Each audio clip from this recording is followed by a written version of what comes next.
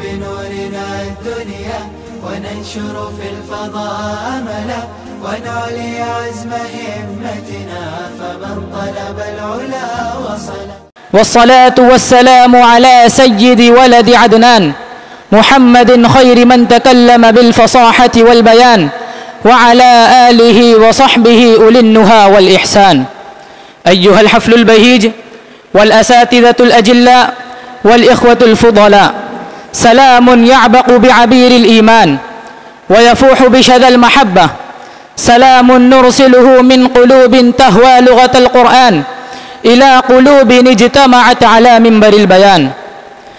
ها نحن نلتقي اليوم في حفل النادي العربي البهيج لنغترف معا من نبع الضاد الصافي السلسال ونحمل أرواحنا في رحلة ماتعة بين حدائق البلاغة وأفياء الفصاحة وظلال السيرة العطرة وذكرى خالدة لأصحاب رسول الله صلى الله عليه وسلم. قال الشاعر في مدح لغة القرآن: لسان الضاد تاج الفخر دوما، لسان الضاد تاج الفخر دوما، به نحيي المعارف والعلوم. أيها السادة الكرام، لقد كانت العربية ولا تزال تاج اللغات ومهوى أفئدة الفصحاء والبلغاء، بها نزل كتاب الله الخالد، وبها خوطب العالم بأسمى رسالة، وبها دون التاريخ أروع صفحات البطولة والمجد. وإن النادي العربي في جامعتنا المباركة ما هو إلا روضة غناء يتفيأ فيها الطلاب ظلال البلاغة ويرشفون من ينابيع الفصاحة ويتدربون على فنون الخطابة والحوار حتى يكونوا في الغد القريب دعاة إلى الخير وحملة لرسالة الإسلام بلغة القرآن. ومع أولى نفحات هذا اللقاء نرتشف من سلسبيل الوحي الإلهي من آيات أنزلها ربنا على قلب نبيه صلى الله عليه وسلم لتكون هدى ورحمة ونورا للعالمين. يتلو على مسامعكم الطالب محمد سيف الله ما تيسر من القرآن، فليتفضل إلى المنصة مأجورا. أعوذ بالله من الشيطان الرجيم. بسم الله الرحمن الرحيم. لقد كان لكم في رسول الله أسوة حسنة لمن كان يرجو الله واليوم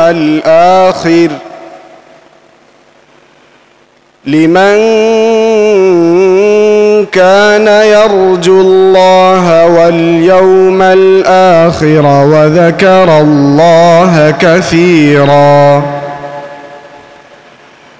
ولما رأى المؤمنون الأحزاب قالوا هذا ما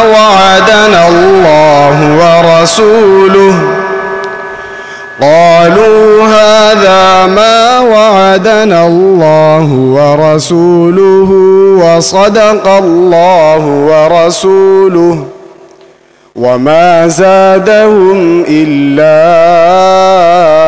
إيمانا وتسليما.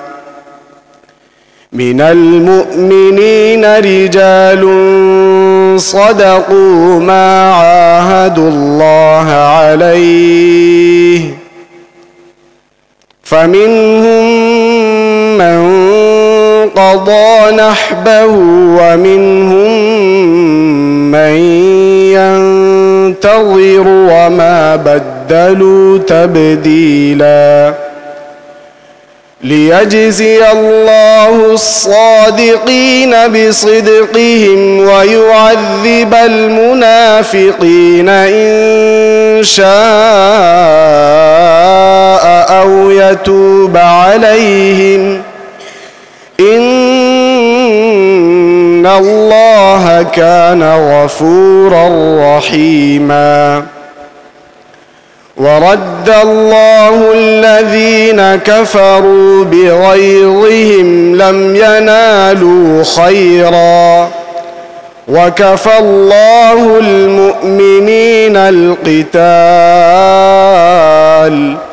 وكان الله قويا عزيزا وأنزل الذين ظاهروهم من أهل الكتاب من صياصيهم وقذف في قلوبهم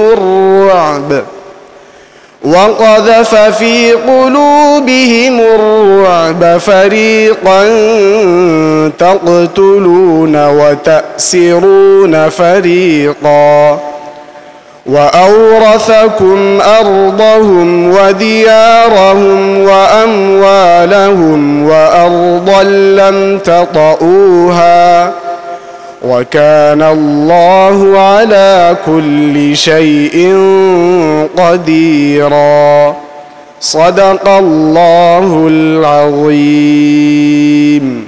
ما شاء الله، لقد شنفت آذاننا بصوتك الندي فجزاك الله خيرا. وبعد أن استمعنا إلى كلام رب العالمين نحلق الآن مع لحن عربي أصيل يحمل في أنغامه حب الحبيب المصطفى صلى الله عليه وسلم، فنترككم الآن ومع النشيد العربي الرنان في مديح سيد ولد عدنان صلى الله عليه وسلم يقدمه شهاب الدين وزميلاه، فليتفضل المؤدون مشكورين.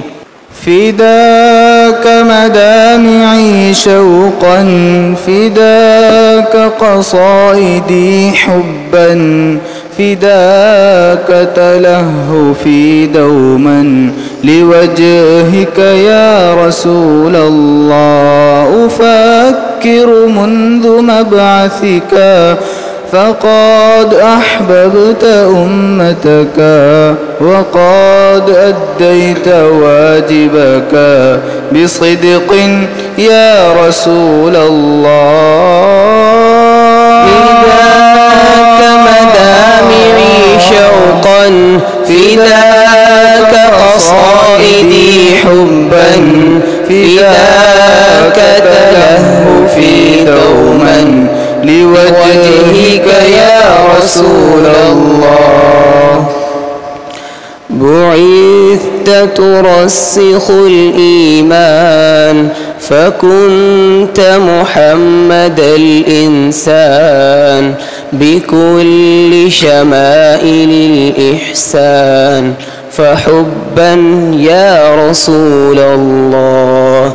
بعثت ترسخ الإيمان فكنت محمد الإنسان بكل شمائل الإحسان، فحبا يا رسول الله. ولدت لتشرق الأرجاء، دعوت بحكمة ودهاء، فأي قصائد الفصحاء بقدرك يا رسول الله. لقد أوذيت فاستحملت وقد واصلت ما استسلمت، وقد لاقيت ما لاقيت، وقد كنت صفي الله. لقد أوذيت فاستحملت وقد واصلت ما استسلمت، وقد لاقيت ما لاقيت، وقد كنت صفي الله. فداك مدامعي شوقا، فداك قصائدي حبا، فداك تلهفي دوما لوجهك يا رسول الله. أفكر منذ مبعثك فقد أحببت أمتك وقد أديت واجبك بصدق يا رسول الله. فليتي كنت في زمنك صحابيا على نهجك فشوقي دائما نحوك تداعى يا رسول الله فليتي كنت في زمنك صحابيا على نهجك فشوقي دائما نحوك تداعى يا رسول الله أتيت تعمر الإسلام تبدد بالهدى الأوهام فكنت النور بعد ظلام حبيبي يا رسول الله سأروي دائما حبي وأحكي ما حوى قلبي من الأشواق يا ربي لرؤياه نبي الله سأروي دائما حبي وأحكي ما حوى قلبي من الأشواق يا ربي لرؤياه نبي الله فداك مدامعي شوقا فداك قصائدي حبا فداك تلهفي دوما لوجهك يا رسول الله أفكر منذ مبعثك فقد أحببت أمتك وقد أديت واجبك بصدق يا رسول الله. بارك الله فيكم جميعا على حسن الاستماع والإنصات، ونسأل الله أن يرزقنا وإياكم شفاعة نبيه صلى الله عليه وسلم. أيها الحضور، لقد كان النبي صلى الله عليه وسلم أفصح الناس لسانا وأبلغهم بيانا وأحكمهم قولا، وكانت خطبه تذيب القلوب وتوقظ الأرواح، وجاء أصحابه من بعده يحملون هذا النور إلى الدنيا كلها، فما تركوا بقعة إلا وأضاءتها كلمة الحق. وإخواننا من الطلبة اليوم على خطاهم يسيرون وبلسانهم يصدحون ليقدموا لوحات من الفصاحة مستمدة من سيرته صلى الله عليه وسلم ومآثر أصحابه. وها هم نجوم النادي العربي سيسطعون في سماء الفصاحة ويبدعون في ميادين الخطابة خطبة تلو خطبة وموضوعا بعد موضوع ليثبتوا أن لغة الضاد لا تزال نابضة بالحياة، وأنهم أبناء هذه اللغة وحماتها. فلنبدأ مع الطالب محمد ديشان في خطبته بعنوان سيرة النبي صلى الله عليه وسلم، فليتفضل إلى المنصة. الحمد لله، الحمد لله ذي الجلال المنعوت بصفات الكمال، والصلاة والسلام على أشرف رسله محمد بن عبد الله، خير من اختاره الله واصطفاه وأدبه وعلمه واجتباه. أما بعد، أيها المستمعون الكرام، حديث اليوم حديث تستلذه الأسماع وتهفو بها الأفئدة وتجثو عنده العواطف. حديث اليوم في سيرة تتقاصر دونها السير وصفات لا تدانيها الأوصاف، إنه لمحات ونفحات تعبق من صفات الرسول المصطفى وشمائل الحبيب المجتبى صلى الله عليه وسلم. صفاته وشمائله وكرامته وفضائله أفق أفيح وسماء رحبة وحديقة غناء، يحار الناظر ماذا يقطف وأي شيء يتخير. أيها الإخوة في الله، ومع إيماننا بأنه بشر مخلوق، إلا أن الله تعالى جمله وكمله وطيبه خلقا وخلقا، وجمع له الفضائل كلها نسقا متسقا. محمد بن عبد الله بن عبد المطلب الهاشمي القرشي، شرف نصبه وكرم أصله وفضل بلده ومنشئه لا يحتاج إلى دليل عليه.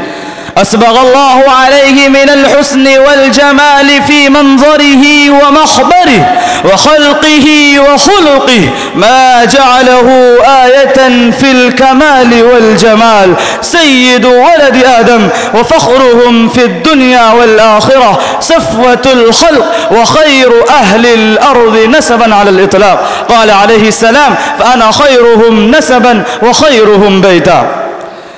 كان فخما مفخما يتلألأ وجهه تلألؤ القمر ليلة البدر. وصفته أم معبد رضي الله عنها فقالت: إنه ظاهر الوضاءة، أبلج الوجه، حسن الخلق، وسيم قسيم، في عينيه دعج، وفي أشفاره وطف، وفي صوته سحل، وفي عنقه سطع، أكحل أزج أقرن، شديد سواد الشعر، إذا صمت علاه الوقار، وإذا تكلم علاه البهاء، أجمل الناس وأبهاه من بعيد، وأحسنه وأحلاه من قريب. أقول ما قال شاعر: فالمجد يبدأ من محمد شامخا، فالمجد يبدأ من محمد شامخا، وبوجهه يزدان كل نهار، والعدل لو تلقاه شخصا ناطقا لرأيته في سيد الأبرار.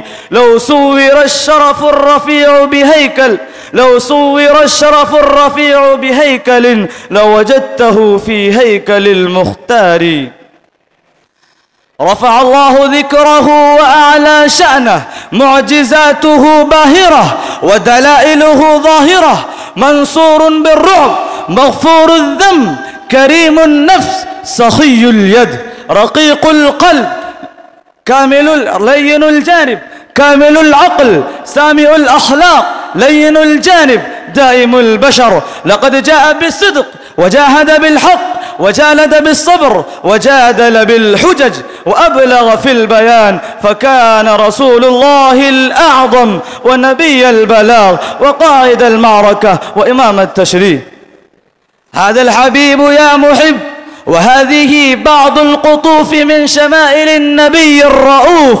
بحر من الحب لا ساحل له، وفضاء من الخير لا منتهى له. وحسبنا صرة النبي صلى الله عليه وسلم وصفاته لا تحدها الكلمات ولا توفيها العبارات، وحسبنا من ذلك الإشارات. وجملة القول: إنه ما أقلت الغبراء ولا أضلت الخضراء، أكرم على الله من عبده ورسوله محمد صلى الله عليه وسلم. أيها الكرماء، وختاما يجب علينا أن نحب هذا النبي الكريم حبا جما، وأن نعظمه ونوقره، ونتبع سنته ونقتفي أثره، ونعرف حقوقه ونوديه، ونحيي سنته ونكثر عليه من الصلاة والسلام. كلامي مختوم بهذه الأبيات: سلهم عن الحب الصحيح وصفه، سلهم عن الحب الصحيح ووصفه، فلسوف تسمع صادق الأخبار. إحياء سنته حقيقة حبه، إحياء سنته حقيقة حبه، في القلب، في الكلمات، في الأفكار. وآخر دعوانا أن الحمد لله رب العالمين. ما شاء الله، بارك الله فيك. وبعد هذا أقدم بتقديم الدعوة عبد الكريم في خطبته بعنوان مكانة الصحابة، فليتفضل إلى المنصة. الحمد لله، الحمد لله الذي أعلى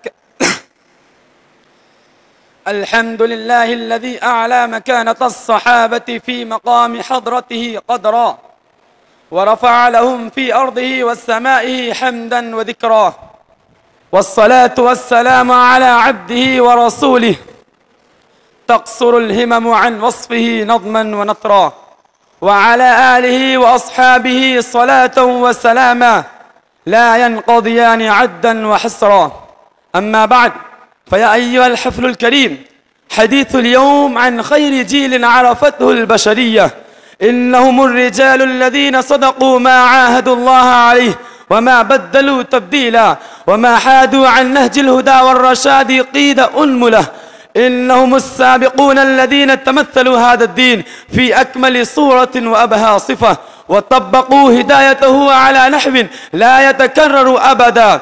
إنهم صحابة رسول الله صلى الله عليه وسلم، مصابيح الدجى وشموس الهدى، سادة الأمة وعنوان مجدها، هم قدوة المؤمنين وخير عباد الله بعد الأنبياء والمرسلين، أغزل الناس علما وأدقهم فهما وأصدقهم إيمانا وأحسنهم عملا. بدمائهم وأموالهم وصل الإسلام إلى أطراف الأرض، وبجهادهم وتضحياتهم قام صرح الدين وانهدم بنيان الشرك. صحابة رسول الله صلى الله عليه وسلم ذلك الجيل القرآني الفريد الذي تخرج من مدرسة النبوة، وكان لهم قصب السبق في اتباع النبي صلى الله عليه وسلم وموازرته ونصرته، فاستحقوا الفضل والشرف، وأضحت محبتهم واجبة على كل مسلم، وانتقاص منهم وسبهم من كبائر الذنوب. شهد لهم ربهم بصلاح سرائرهم واستقامة ضمائرهم، فرضي عنهم وأرضاهم. إنهم بحق جيل فريد في إيمانه وجهاده وعلمه وعمله وصدقه وإخلاصه، يعجز اللسان عن ذكر مآثرهم ويكل القلم عن تعداد فضائلهم. أيها الأكارم، ما أعلاها من منزلة وما أشرفها من مكانة تبوأها الصحب الكرام ونالها هؤلاء العدول الخيار، شرفهم الله برؤية نبيه عليه الصلاة والسلام واستماع حديثه ونصرته. هم أنصار الملة وأعوان الدين وحفاظ الشريعة وليوس الصلام وهداة الأنام، فكانوا خير صحب لخير نبي. أثنى الله عليهم ثناء عطرا ليس في القرآن فقط، بل أثنى عليهم في التوراة والإنجيل. لقد مثلوا في الإنجيل بالزرع المنتشر القوي، فهم كالزرع في نفعهم للخلق واحتياج الناس إليهم. إن الصحابة كلهم عدول موثقون، وثقهم الله في كتابه، وعد لهم رسوله صلى الله عليه وسلم في سنته، فلم يبق فيهم لقائل مقالا ولا لمتكلم مجالا. أولئك أصحاب النبي وحزبه، أولئك أصحاب النبي وحزبه، ولولاهم ما كان في الأرض مسلمون، ولولاهم كادت تميد بأهلها، ولكن رواسيها وأوداتها هم، ولولاهم كانت ظلاما بأهلها، ولكن هم فيها بدور وأنجم. هكذا كان أصحاب محمد صلى الله عليه وسلم، فحق للأمة أن تفخر بهم وتباهي سائر الأمم. إخوة الإسلام، إن الصحابة كلهم من أهل الجنة، نعم لهم منازل ودرجات ومقامات متفاوتات، لكن كلهم بتفاوت درجاتهم موعودون بالجنة. قال تعالى عنهم: لا يستوي منكم من أنفق من قبل الفتح وقاتل، أولئك أعظم درجة من الذين أنفقوا من بعد وقاتلوا، وكلا وعد الله الحسنى. قال الإمام أحمد رحمه الله: وحبهم سنة، والدعاء لهم قربة، والاقتداء بهم وسيلة، والأخذ بآرائهم فضيلة. وقال الإمام الطحاوي رحمه الله: ونحب أصحاب رسول الله صلى الله عليه وسلم، ولا نفرط في حب أحد منهم، ولا نتبرأ من أحد منهم، ونبغض من يبغضهم، وبغير الخير يذكرهم، ولا نذكرهم إلا بالخير. وحبهم دين وإيمان وإحسان، وبغضهم كفر ونفاق وطغيان. أيها الأكارم، ومن أصول عقائد أهل السنة والجماعة التأدب مع صحابة رسول الله صلى الله عليه وسلم، والترضي عنهم، وإمساك اللسان عما شجر بينهم من خصومة واقتتال، فرضي الله عنهم وأرضاهم وجمعنا معهم في الفردوس الأعلى. وآخر دعوانا أن الحمد لله رب العالمين. ما شاء الله جميل جدا بارك الله فيك. وبعد هذا أقدم الدعوة أبو ذر في خطبته بعنوان وفاة النبي صلى الله عليه وسلم، فليتقدم مسرعا. الحمد لله المتفرد بالخلق إيجادا وإفناء، وهو سبحانه القيوم دواما وبقاء، والصلاة والسلام على عبده ورسوله محمد خير البرية سيرة بلجاء وسيرة مطهرة زهراء، وعلى آله وصحبه حبا ووالا. أما بعد، فيا أحباب سيد الأنام، السيرة النبوية المباركة هي معين السلسال والمصدر العذب الصافي لكل خير وصلاح ورشد وفلاح، وإن في كل جانب من جوانبها علما وحكمة وهدى ورحمة ودرسا وعبرة، بيد أن من جوانب السيرة العطرة حدثا عظيما أثر على مجرى التاريخ أيما تأثير، إذ لم يعرف التاريخ منذ بدء الخليقة ما هز العالم مثله، ولم تصب الأمة برزية أعظم منه. ذلكم هو مصاب وفاة المصطفى وفراقه ووداعه هذه الدنيا الفانية ولقائه مع ربه، كما كان حياته كلها دعوة وجهاد، فكذلك وفاته هداية وإرشاد. استمعوا يا أيها الأحباء كيف بدأ ألم وفاته وقصة فراقه صلى الله عليه وسلم. في آخر شهر صفر خرج النبي صلى الله عليه وسلم إلى البقيع من جوف الليل، فدعا لهم واستغفر كما دعا لشهداء أحد كالمودع لهم، ثم أخذت النبي صلى الله عليه وسلم حمى شديدة وصداع شديد، ولما تفاقم المرض بالمصطفى استأذن زوجاته أن يمرض في بيت عائشة رضي الله عنها.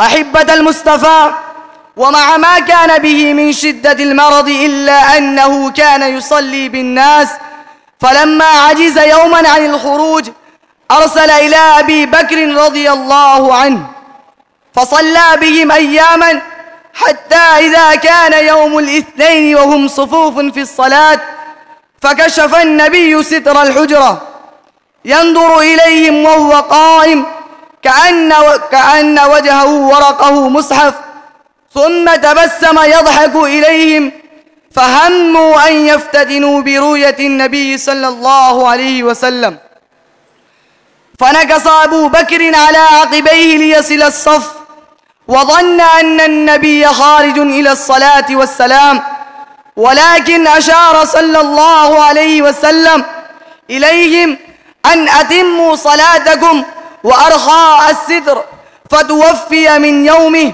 وقد كان فرحهم رضي الله عنهم ظنا أنه شفي، وما علموا أنها نظرة الوداع الأخيرة، ومدت أكف للوداع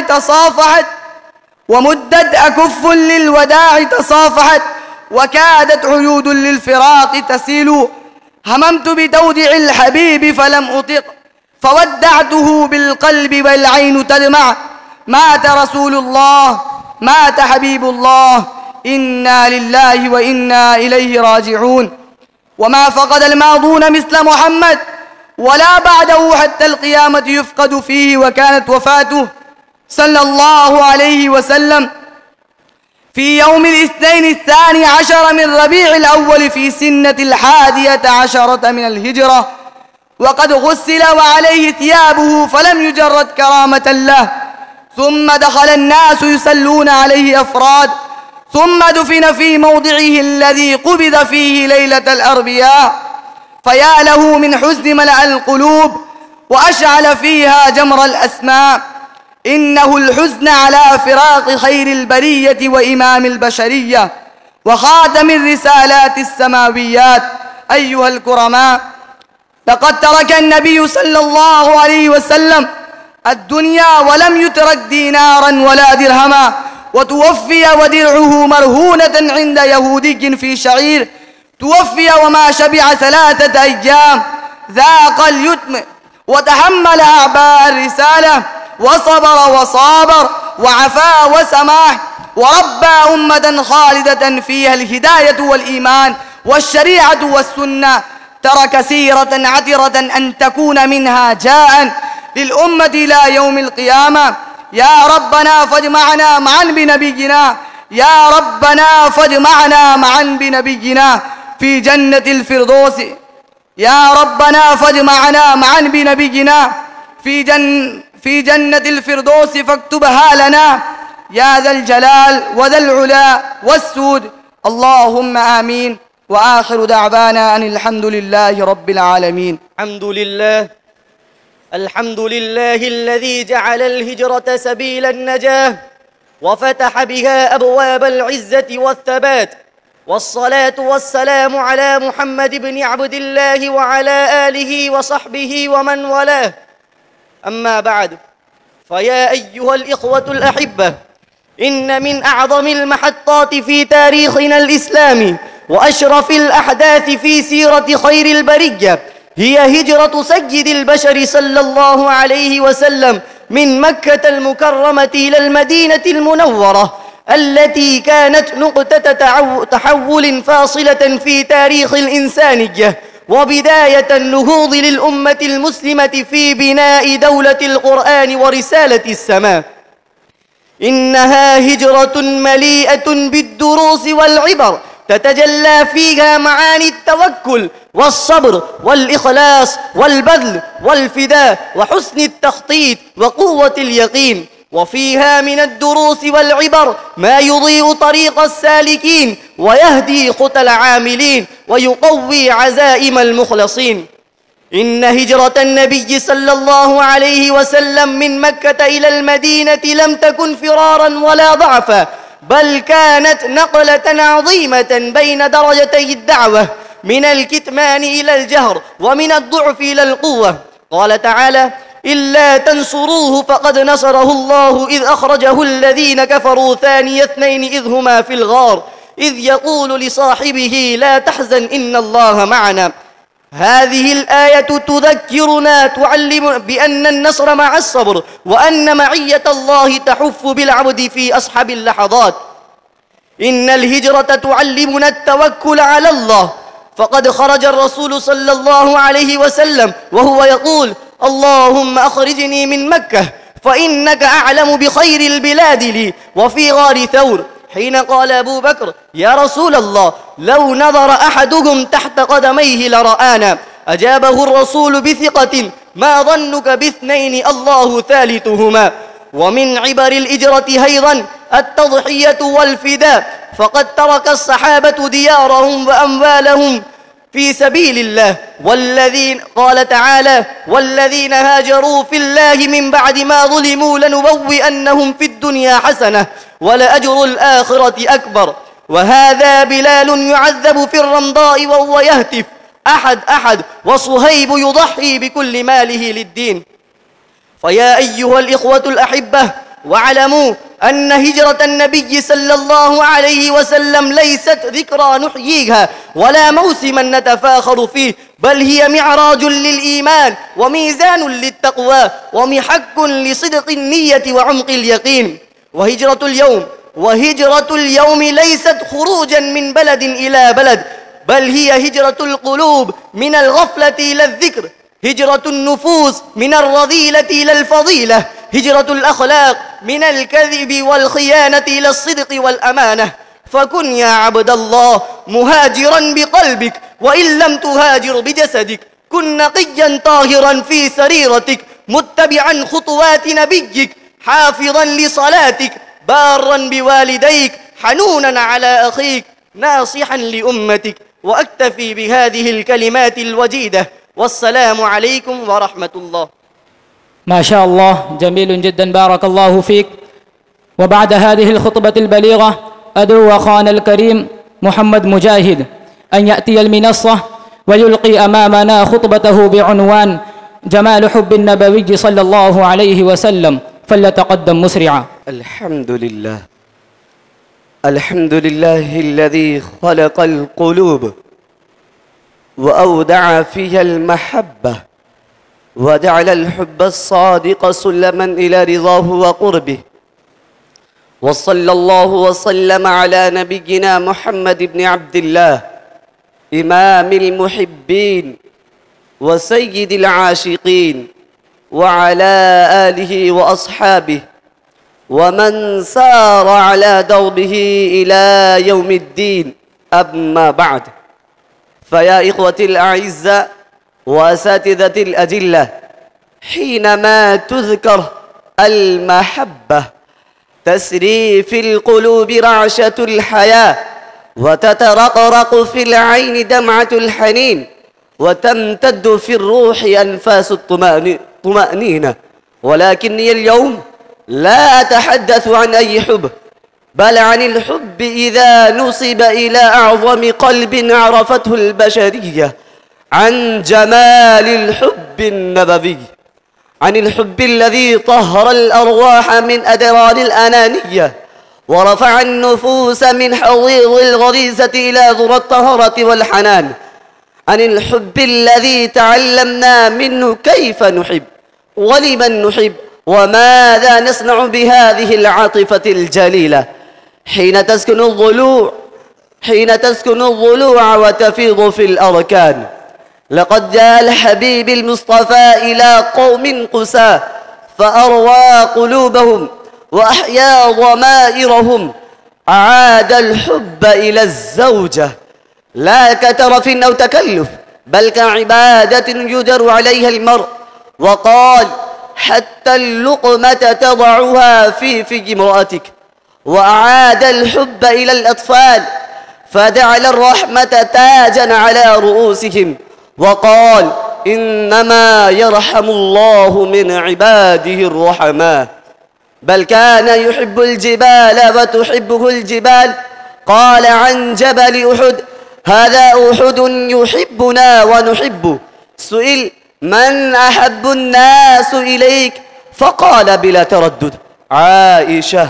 وتذكر خديجة بعد موتها بسنين فيقول كان صلى الله عليه وسلم يحتضن الحسن رضي الله عنه ويقبله ويقول اللهم إني أحبه وأحب من يحبه، ويقول يا معاذ والله إني لأحبك. وكان صلى الله عليه وسلم يشجع الناس على أن يظهروا حبهم للآخرين، ويعلمنا ألا نستحي من المحبة الصادقة في الله، بل يقول إذا أحب أحدكم أخاه فليخبره ثم يكتب لك القبول في الأرض.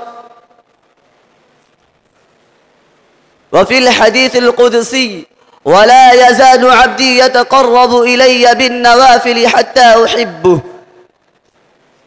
فهل هنالك فوز أعظم من أن يحبك الله، أن ينادي في أهل السماء إني أحببت عبدي فلانا فأحبه، ثم يكتب لك القبول في الأرض والسكينة في القلب والنور في الوجه. سادتي، إن هذا الحب ليس كلاما يقال بل سلوكا يترجم. فمن أحب الله أطاعه، ومن أحب نبيه اتبعه، ومن ذاق حلاوة الحب في طاعة الله لم يعد يشتهي معصية تغضبه. يا من تتطلع قلوبكم من المحبة، يا من تحن أرواحكم إلى الحبيب المصطفى، اعلموا أن الحب الصادق ليس شعارا يقال بل سلوكا يسكن القلب فيضيء به الطريق، ويسمو به الإيمان، وتصفو به الحياة. فاللهم ارزقنا إلى حبك وحب من يحبك وحب من يحبك وحب كل عمل يقربنا إلى حبك. وأكتفي بهذه الكلمات الوجيزات، والسلام عليكم ورحمة الله. الحمد لله ذي الجلال المنعوت بصفات الكمال، والصلاة والسلام على أشرف رسله محمد بن عبد الله خير من اختاره الله واصطفاه وأدبه وعلمه واجتباه.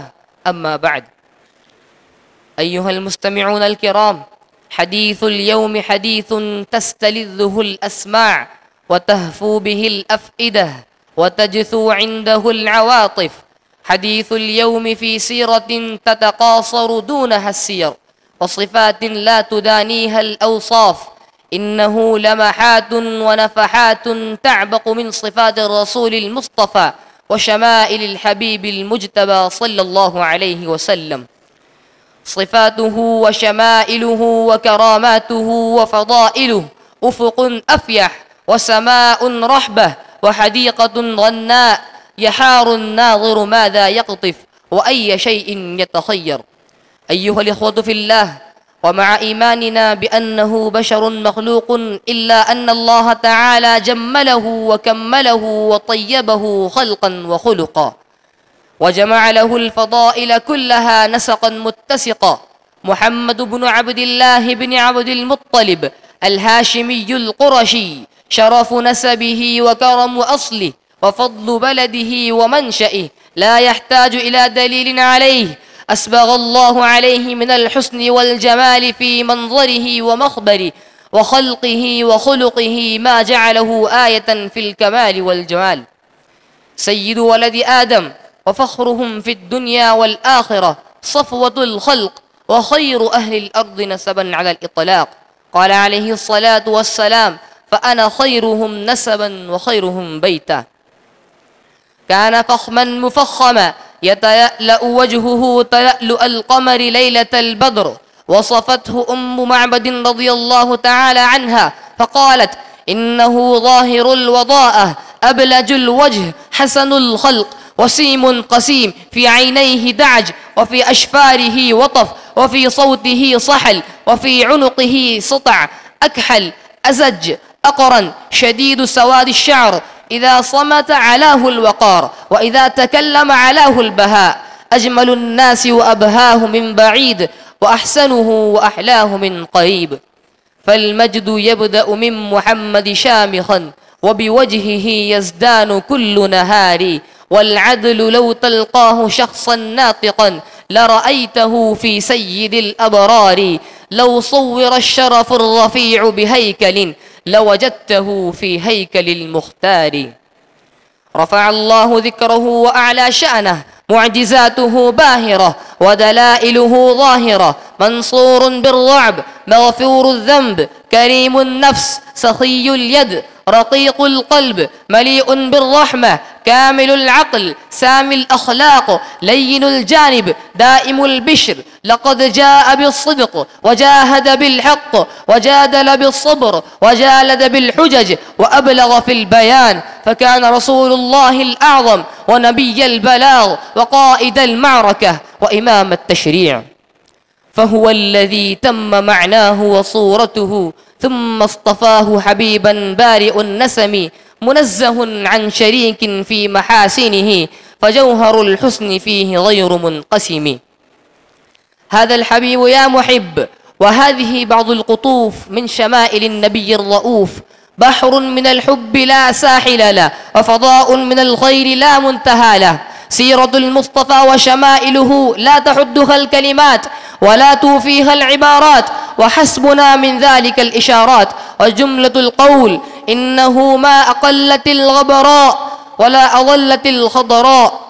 أيها الكرماء، وختاما يجب علينا أن نحب هذا النبي الكريم حبا جما، وأن نعظمه ونوقره، ونتبع سنته ونقتفي أثره، ونعرف حقوقه ونؤديه، ونحيي سنته ونكثر عليه من الصلاة والسلام.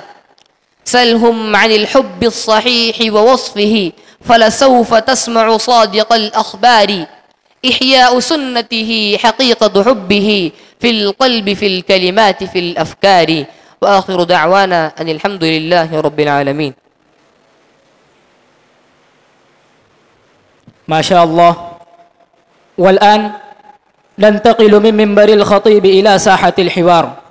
حيث يتبادل الطالبان محمد عفان وزميله أطراف الحديث في حوار شيق ممتع. فإلى المنصة أيها الأبطال. السلام عليكم ورحمة الله وبركاته. وعليكم السلام ورحمة الله وبركاته. كيف حالك يا أخي في الدرس؟ الحمد لله بخير وعافية. وكيف أنت؟ بخير والحمد لله. أريد أن أسألك سؤالا حول الهجرة النبوية فستجيب أنت؟ نعم إن شاء الله، سل ما بدا لك.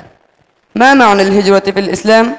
ترك الوطن فرارا بالدين إلى مكان يعبد فيه الله بحريته. متى وقعت الهجرة النبوية؟ في السنة 13 من البعثة عام 622 ميلاديا. من أمر بالهجرة؟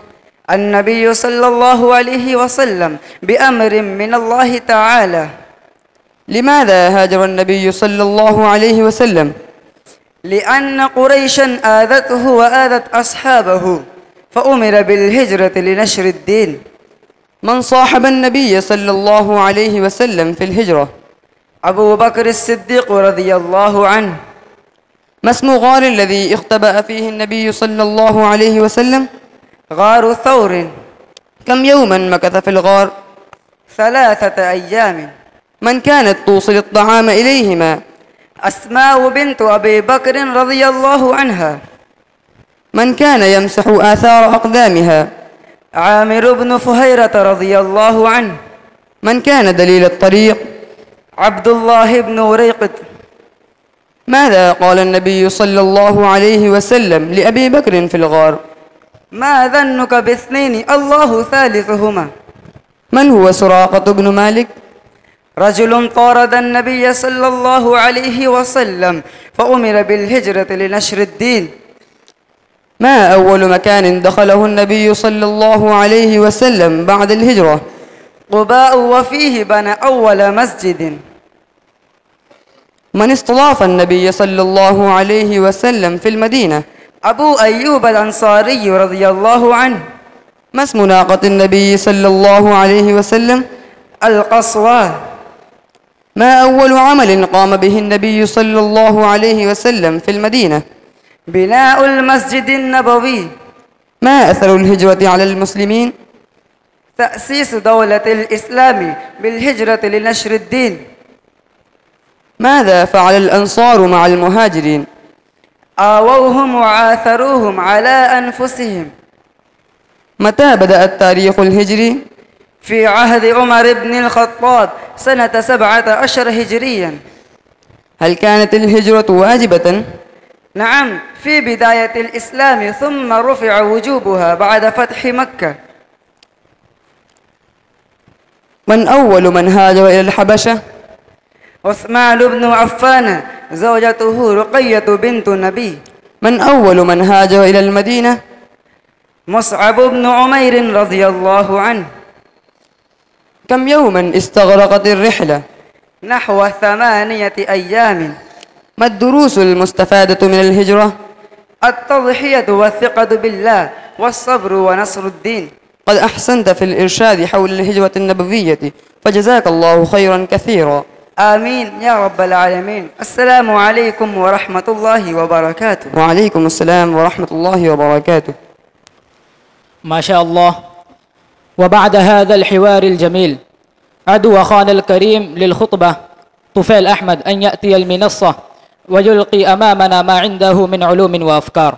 الحمد لله المتفرد بالخلق إيجادا وإفناء، وهو سبحانه القيوم دواما وبقاء، والصلاة والسلام على عبده ورسوله محمد خير البرية سيرة بلجاء وسريرة مطهرة زهراء، وعلى آله وصحبه حبا وولاء. أما بعد، فيا أحباب سيد الأنام، السيرة النبوية المباركة هي المعين السلسال والمصدر العذب الصافي لكل خير وصلاح ورشد وفلاح، وإن في كل جانب من جوانبها علما وحكمة وهدى ورحمة ودرسا وعبرة، بيد أن من جوانب السيرة العطرة حدثا عظيما أثر على مجرى التاريخ أيما تأثير، إذ لم يعرف التاريخ منذ بدء الخليقة ما هز العالم مثله، ولم تصب الأمة برزية أعظم منه. ذلكم هو مصاب وفاة المصطفى وفراقه ووداعه هذه الدنيا الفانية ولقائه مع ربه. كما كان حياته كلها دعوة وجهادا، فكذلك وفاته هداية وإرشادا. استمعوا أيها الأحبة كيف بدأ ألم وفاته وقصة فراقه صلى الله عليه وسلم. في آخر الشهر صفر خرج النبي صلى الله عليه وسلم، في آخر الشهر صفر خرج النبي صلى الله عليه وسلم إلى البقيع من جوف الليل، فدعا لهم واستغفر كما دعا لشهداء أحد كالمودع لهم.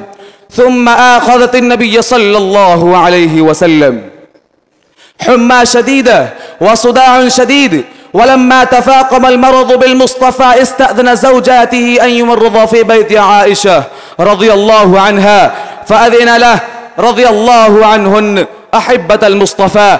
ومع ما كان به من شدة المرض إلا أنه كان يصلي بالناس، فلما عجز يوما عن الخروج أرسل إلى أبي بكر رضي الله عنه أن يصلي بالناس، فصلى بهم أياما حتى إذا كان يوم الاثنين وهم صفوف في الصلاة، فكشف النبي ستر الحجرة ينظر إليهم وهو قائم كأن وجهه ورقة مصحف، ثم تمسم يضحك إليهم، فهموا أن يفتتنوا برؤية النبي صلى الله عليه وسلم، فنكص أبو بكر على عقبيه ليصل الصف، وظن أن النبي خارج إلى الصلاة، ولكن أشار صلى الله عليه وسلم إليهم أن أتموا صلاتكم وأرقى الستر، فتوفي من يومه وقد كان فرعهم رضي الله عنهم ظنا أنه شفي، وما علموا أنها نظرة الوداع الأخيرة.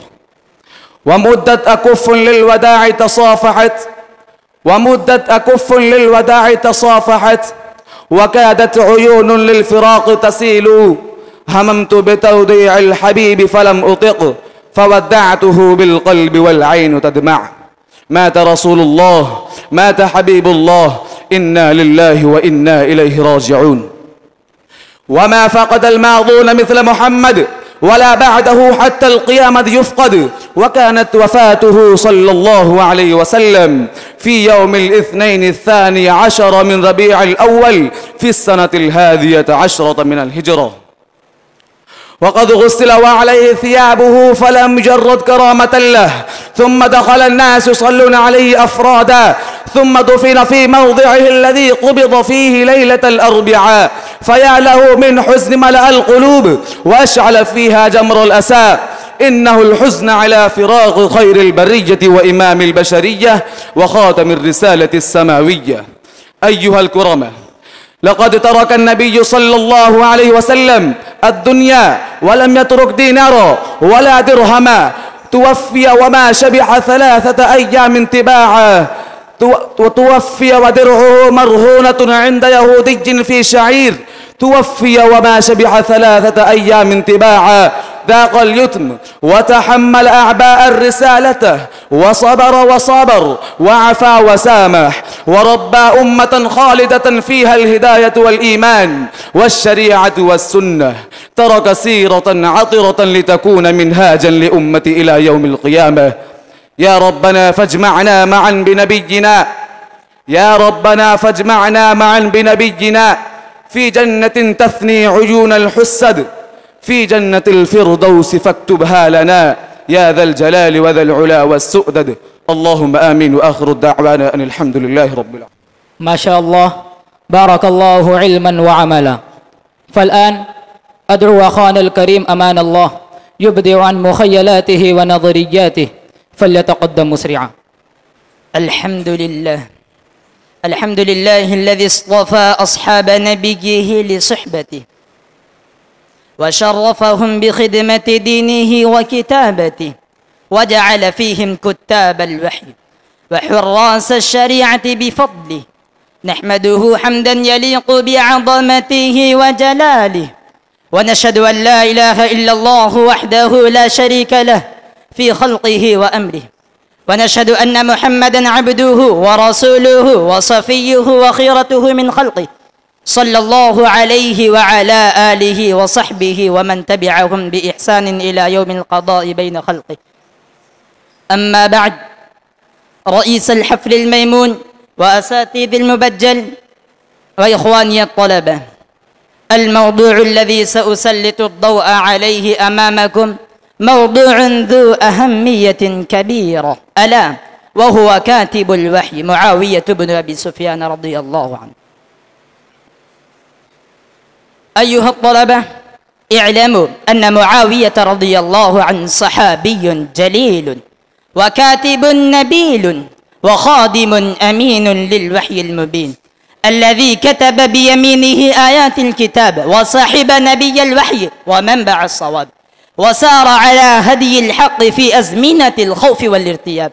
إنه الصحابي الفقيه والسياسي البصير، الحليم إذا غضب، الحازم إذا خطب، الذي دعا له النبي صلى الله عليه وسلم فقال: اللهم اجعله هاديا مهديا واهد به. وهي دعوة نبوية تخر لها ركاب العظماء وتفوح برائحة الرضا في كل زمان وفي كل سماء. ولقد شرفه الله بصحبة نبيه، فكان من أفاضل الصحابة وأصدقهم لحجة وأكثرهم حلما وعدلا، وثبت له من الفضائل والمناقب ما يدل على علو منزلته وكريم سجاياه. قال ابن القيم رحمه الله: ما صح عندهم في مناقب الصحابة على العموم، ومناقب قريش فمعاوية رضي الله عنه داخل فيه، ومناقبه كثيرة، من ذلك أنه من كتاب الوحي ومن رواة الأحاديث، وهو خال المؤمنين خليفة المسلمين والملك القائد صاحب الفتوحات الإسلامية، شهد حنينا واليمامة، وكان حسن التدبير، عاقلا فصيحا بليغا، باذلا للمال، وكان يضرب بحلمه المثل. ولما سئل ابن المبارك أيهما أفضل، معاوية بن أبي سفيان أو عمر بن عبد العزيز، فأجاب قائلا: والله إن الغبار الذي دخل في أنف معاوية رضي الله عنه مع النبي صلى الله عليه وسلم أفضل من عمر ب1000 مرة. فصلى معاوية رضي الله عنه خلف النبي صلى الله عليه وسلم فقال: سمع الله لمن حمده. فقال معاوية رضي الله عنه: ربنا لك الحمد. فما بعد هذا فأصحاب النبي صلى الله عليه وسلم لا يقاس بهم أحد. وكانت خلافة معاوية رضي الله عنه خيرا للمسلمين، انطفأت بها الفتن واجتمع المسلمون على راية واحدة، وعادت الفتوحات الإسلامية، واشتهر في عهده ما يسمى بالصوائف والشواتي، وهي غزوة الشتاء والصيف. ومع ما أعطاه الله وفتح عليه من الملك، كان زاهدا منصرفا عن الدنيا، وكان حريصا على تعليم المسلمين سنة رسول الله صلى الله عليه وسلم، وكان كثير البكاء من خشية الله. فلا تغتروا أيها المسلمون بفتن أهل الأهواء، ولا تصدقوا دعاوي الرافضة والخوارج، فإنهم طعنوا في خيار الأمة واستباحوا أعراض الصحابة، وخصوا معاوية رضي الله عنه بالطعن حسدا وغيظا. يقول الله تبارك وتعالى مزكيا إياه: والسابقون الأولون من المهاجرين والأنصار والذين اتبعوهم بإحسان رضي الله عنهم ورضوا عنه. أيها المسلمون الكرام، اعلموا أن الصحابة رضي الله عنهم كلهم عدول، وأنهم نجوم الهدى وأعلام التقى.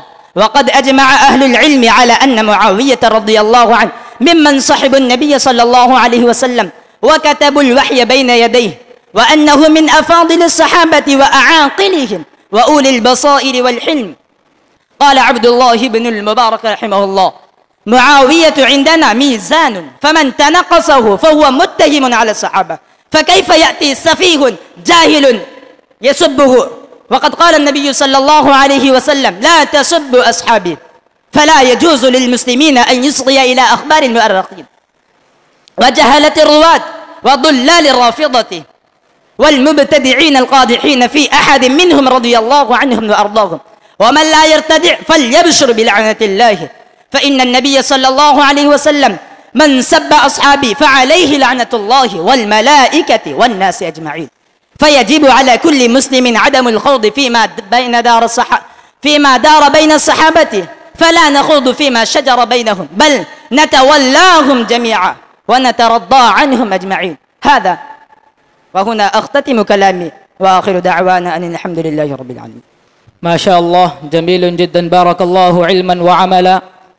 وبعد هذه الخطبة البليغة أدعو الأخ سلمان سيهور أن يأتي المنصة ويخطب خطبته القيمة. الحمد لله الذي قال في القرآن المجيد: أطيعوا الله ورسوله. وأصلي وأسلم على النبي الأمي الذي قال عنه ربه: لقد كان لكم في رسول الله أسوة حسنة. أما بعد، فأعوذ بالله من الشيطان الرجيم. بسم الله الرحمن الرحيم. يا أيها الذين آمنوا أطيعوا الله وأطيعوا الرسول وأولي الأمر منكم، فإن تنازعتم في شيء فردوه إلى الله والرسول إن كنتم تؤمنون بالله واليوم الآخر، ذلك خير وأحسن تأويلا. نبي الهدى هزني ذكركم، فرحت غني بشوق ضمي، وأشدو بفضلك بين الرجال جهارا نهارا بملء الفم، وأدعو الأنام لمنهاجكم ومنهاجكم غاية المغنم. إخواني البررة، رئيس الاحتفال الموقر وزملائي في الدروس، إني في لهف واشتياق شديد إلى أن أتحدث بين أيديكم حول موضوع سيرة النبي المصطفى صلى الله عليه وسلم في أسلوب جيد وعبارات مختصرة، فالرجاء منكم جميعا أن تستمعوا إلى خطبتي. إخواني في الله، إن النبي محمدا صلى الله عليه وسلم ابتعثه الله القادر المقتدر إلى العالم بأسره، لهدف أن ينجي الناس المغضوب عليهم والضالين ويهديهم إلى دين الرحمة، الدين الحنيف. والنبي الكريم صلى الله عليه وسلم هو أفضل الرسل والأنبياء عليهم ألف تحية وسلام. تولد نبينا وحبيبنا محمد صلى الله عليه وسلم في مكة المكرمة الواقعة بالحجاز في سنة 570 بعد المسيحية، وكان والداه ينتسبان إلى بني هاشم من قبيلة قريش، وهي أفضل قبائل العرب في الموطن والمسكن، في المأكل والمشرب، في الرؤية والفكرة. ارتحل والده عبد الله بن عبد المطلب في ذمة الرحمن، والنبي الكريم صلى الله عليه وسلم كان في بطن أمه الحنون آمنة بنت وهب.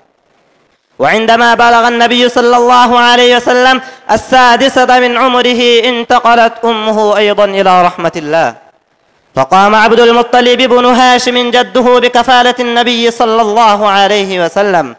ولما بلغ 8 أعوام من سنه انتقل جده عبد المطلب أيضا إلى رحمة الله، فكفله عم النبي الكريم أبو طالب.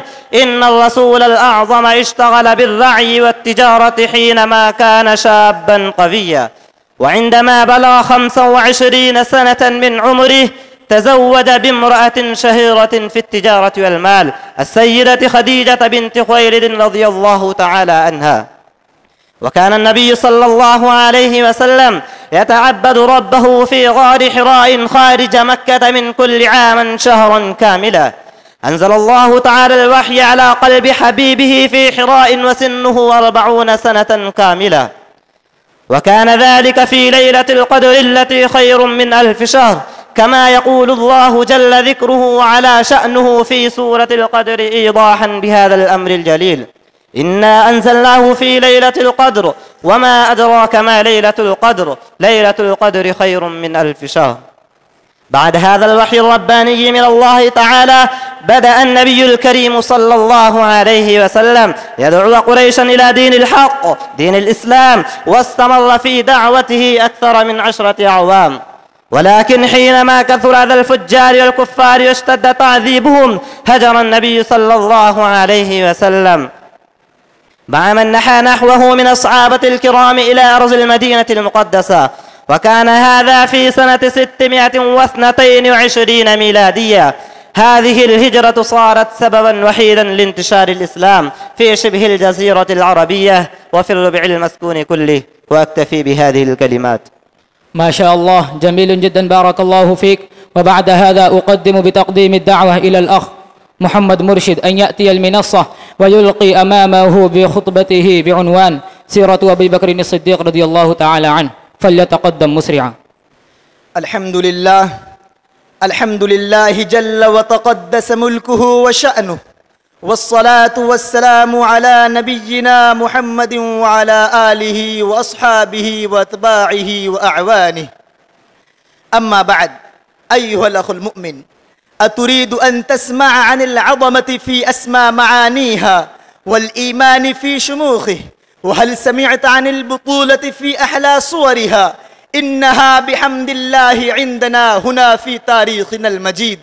فدعوني أشنف آذانكم بسيرة رجل عظيم القدر رفيع المنزلة والأجر، اسمه عبد الله، فقد عبد ربه حقا وصدقا، وجاهد فيه بنفسه وأنفق ماله كله، نصر رسول الله صلى الله عليه وسلم وصدقه يوم أن كذبه الناس.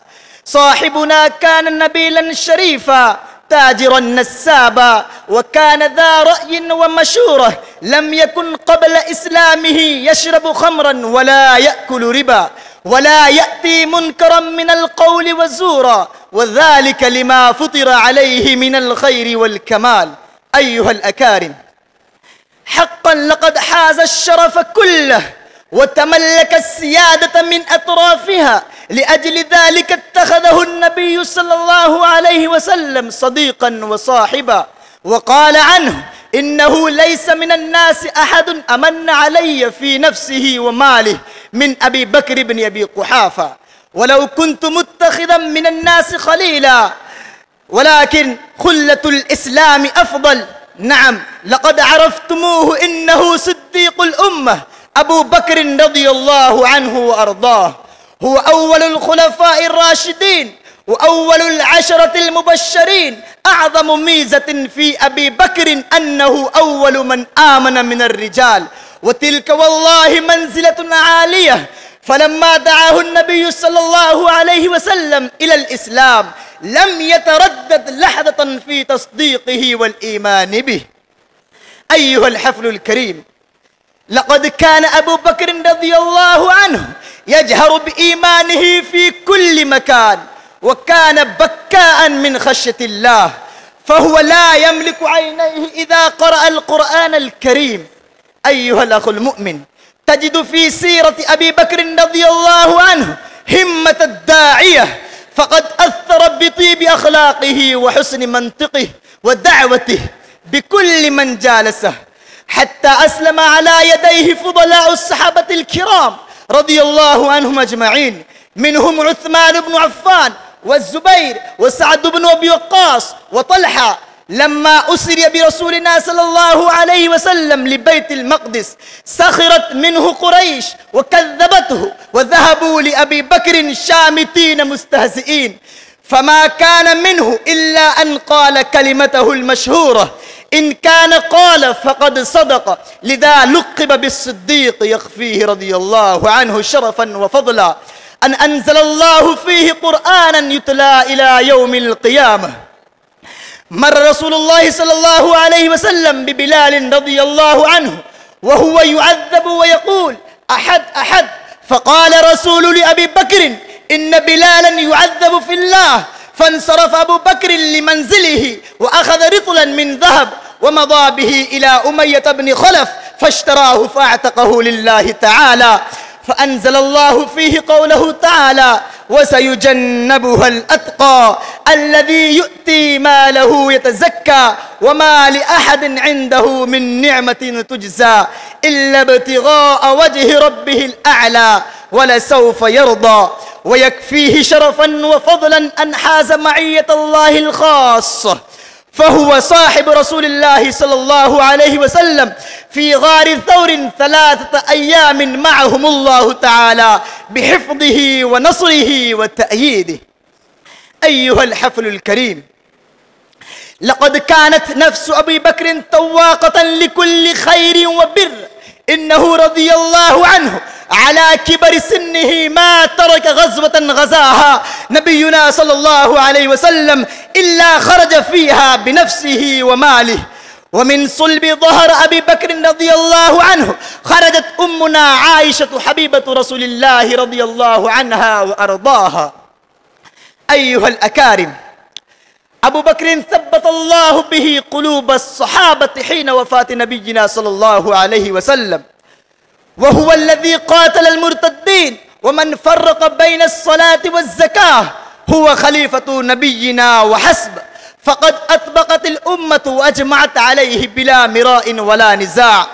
فيا سبحان الله، ما أروع سيرته وأعظم مسيرته.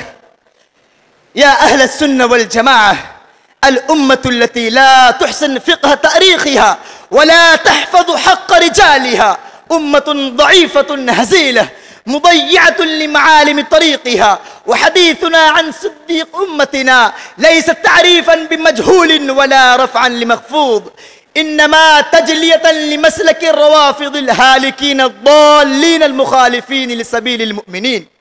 أولئك الذين ناسبوا العداوة والبغضاء لأبي بكر وعمر وعثمان ورجالات الإسلام العظام، وقدحوا في أمنا وأحب النساء لنبينا. فاقدروا لأبي بكر رضي الله عنه قدره، واعرفوا له مكانته وفضله. فسيرة أبي بكر إيمان راسخ وبذل في سبيل الله واسع.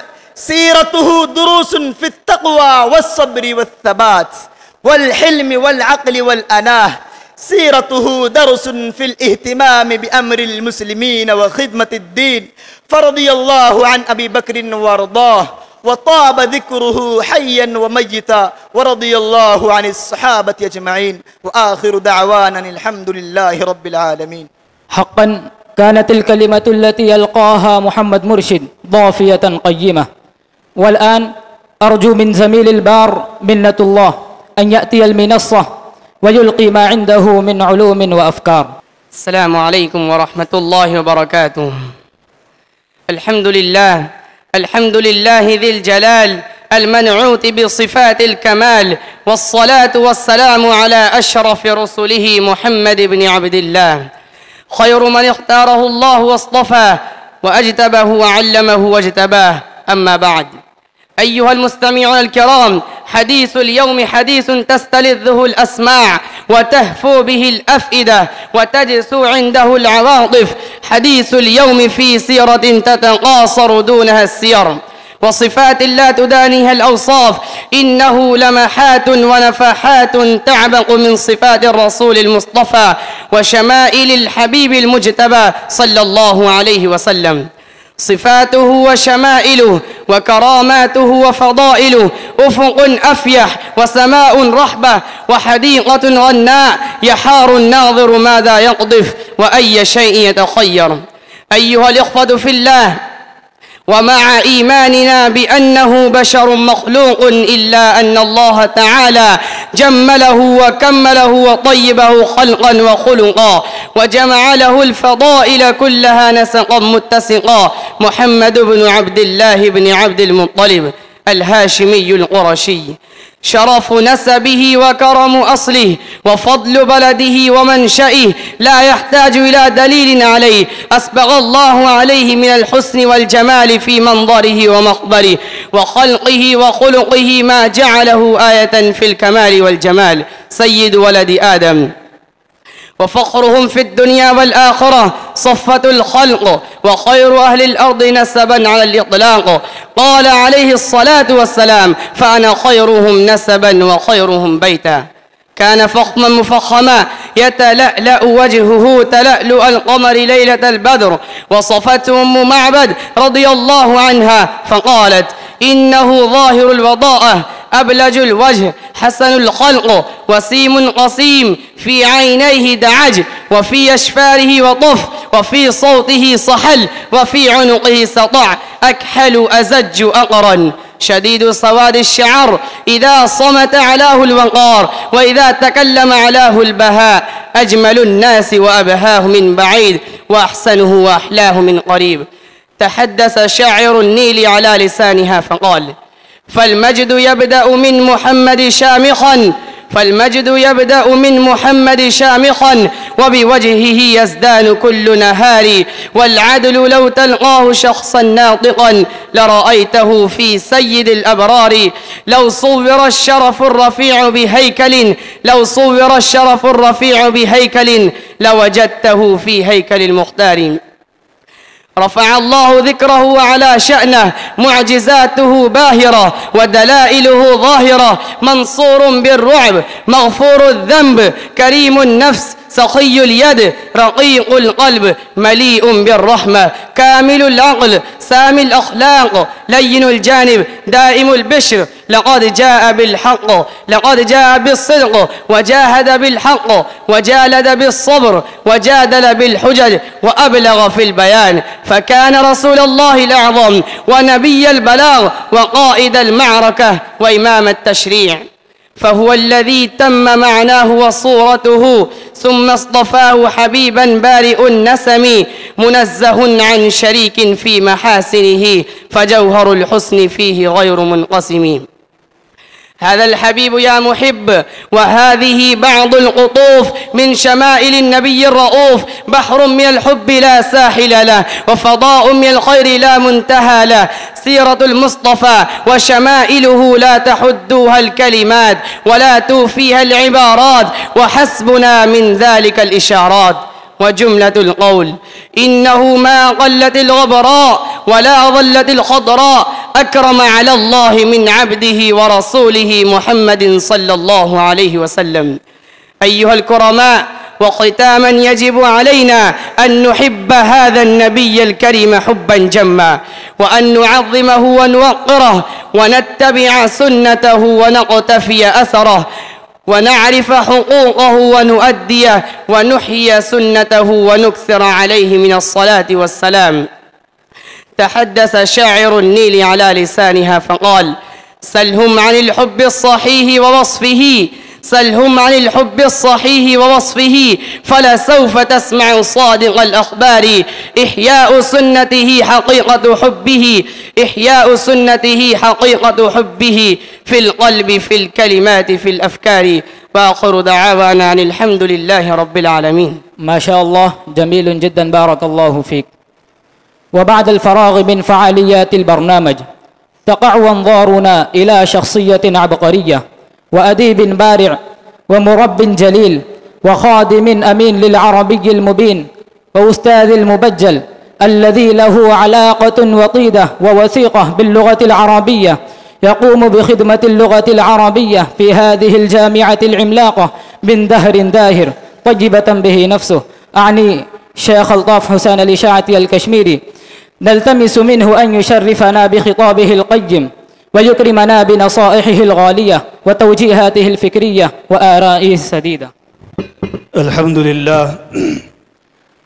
الحمد لله جل في علا والصلاة والسلام على عبده ورسوله المصطفى وعلى آله وصحبه النجبا وعلى التابعين ومن تبعهم بإحسان إلى يوم الجزاء.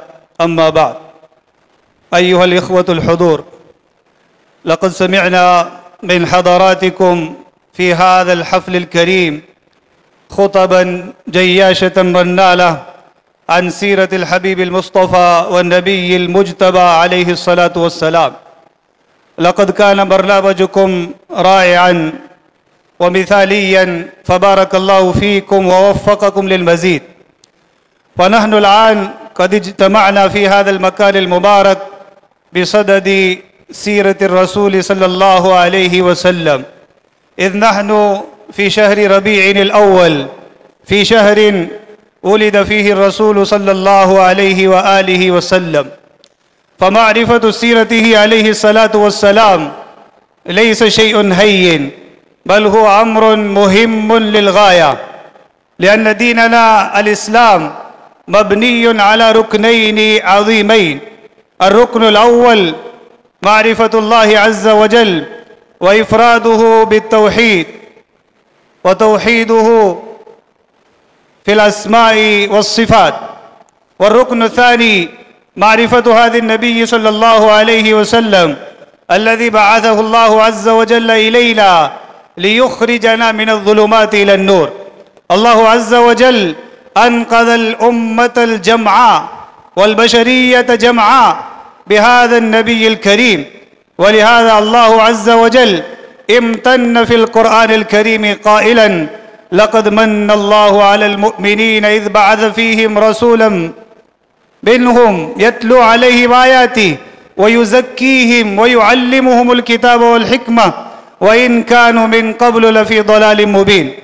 فمعرفة سيرته عليه الصلاة والسلام أمر مهم للغاية. بدون معرفة سيرته لا يمكن الاتباع، لا يمكن الاقتداء. ونحن مأمورون من عند الله عز وجل أن نقتفي بهذا النبي العظيم. ولهذا الله عز وجل وبخ الذين لا يعرفون هذا النبي ولا يعرفون سيرته. يقول الله تبارك وتعالى: أم لم يعرفوا رسولهم. انظر، القرآن يقول لك: أم لم يعرفوا رسولهم فهم له منكرون. كيف لا تعرفون هذا النبي وهو أعظم إنسان على الإطلاق وأفضل بشر؟ الرسول صلى الله عليه وسلم أفضل الأنبياء، خاتم الأنبياء، أعظم جوهر في خلق الله عز وجل. فكيف لا نعرف هذا النبي صلى الله عليه وسلم؟ هذا النبي الكريم سيرته في القرآن مبثوثة في أي جزء من القرآن، في أي سورة من القرآن الكريم تفتحه وتقرأ تجد سيرة هذا الرسول الكريم صلى الله عليه وسلم. تحدث القرآن عن الأحوال والأوضاع التي كانت قبل ولادته عليه الصلاة والسلام. كيف كان زمن الجاهلية وكنتم على شفا حفرة من النار. الإنسانية قبل بعثة هذا النبي صلى الله عليه وسلم على شفا حفرة من النار، أوشكت أن تقع في هذه الحفرة، أوشكت أن تقع في نار جهنم.